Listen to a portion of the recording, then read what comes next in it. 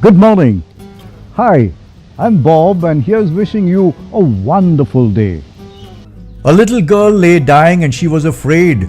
Her friend, a priest, came to see her, and after a little talk, she told him she was frightened. Listen, my child, he said. Supposing I said I wanted to take you in my arms and carry you upstairs to a beautiful room at the top of the house where you could see much further from the windows and be more comfortable altogether. Would you mind?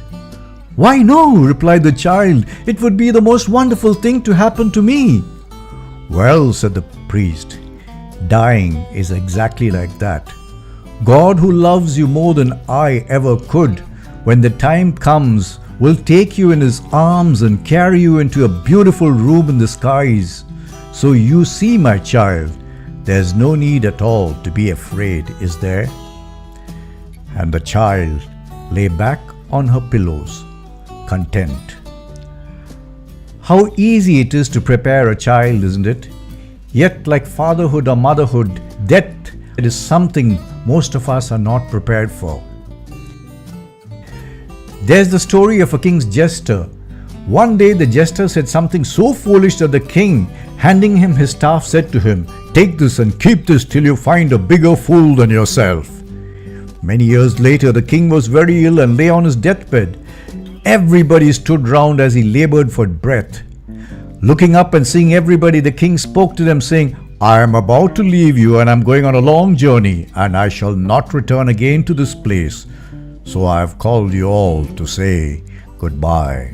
At that moment, his jester stepped forward. "Your Majesty," he said, "may I ask a question?